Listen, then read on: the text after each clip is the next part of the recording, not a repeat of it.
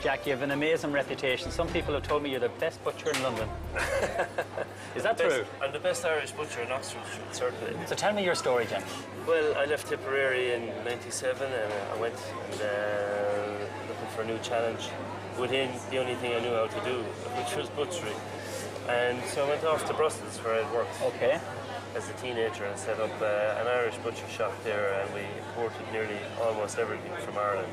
The shop really took off. We were into selling pallet loads of meat. Today now we have our own Angus herd in conjunction with the Keatons in Cork.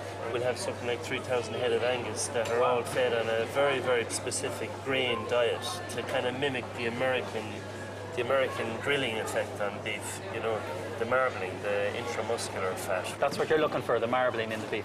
The marbling is crucial, and I believe when our beef hits that top bar, I've been all over the planet, I've ate steaks everywhere in every continent, and really the magic of Irish grass for the first 2 years, it just gives the beef the flavour, a depth of flavour that you'll never get out of a grain lot in Omaha or in New South Wales. You just cannot get past that flavour building block that we have in Ireland.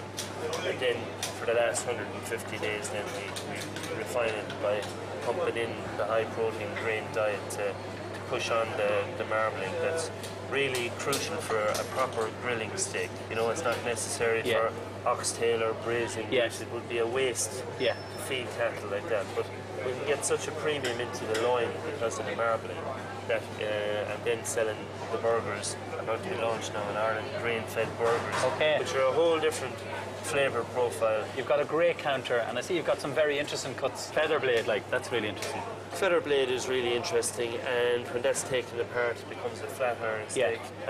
The anglais. The anglais, the diaphragm steak. And you know, I remember pulling those out of the bucket in the slaughterhouse at home, and they were going through the mincer. I didn't know about them myself. And a lot of those cuts I learned in Belgium, the French techniques. And you get a lot more out of the animal, and it makes my supplier very, very happy. We can sell everything. That's fantastic. And so those niche cuts is really what kind of became our trademark in London. And your customers appreciate the different and interesting cuts? Oh yeah, they'll come in here. If you notice, we sell most things from there to there. Every part. You know, every part. It's fantastic. And so the gourmet food shopper, they all become our shoppers because you can get stuff here like every single day of the week. You know, it's not just a gimmick that we put in a few odd cuts and tweak. We sell an awful lot of those outside to the restaurant trade as well, cuts that they just can't get.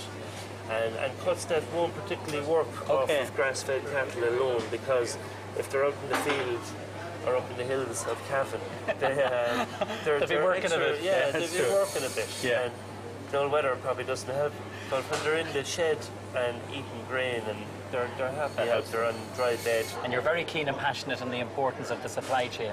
I'm back now to having beef for my two shops, one here in London, the other one in Brussels, that I have all from a single source farm, and that's a very, very unique thing, especially for London. Of course, it's a great story too, isn't it? It is. You know, for your customers. But you know, the story has to be true as well. I totally agree. You know, PR is one thing, we have had great press, and you know, we have great celebrity chefs that come in here, and that's all great, but ultimately it's about the beef. That's it, that's and the star. You're only as good as your last sale. You know, you can think you're as great a man as you're eating the papers, but you know, if I didn't have the boys at home pumping, buying cattle every week and sticking them into the shed for me, I would not have the business that I have today. Well, Jack, it's a great success story. It's lovely to meet you. I'm wishing you continued success. Thank you. Thank you very much, David.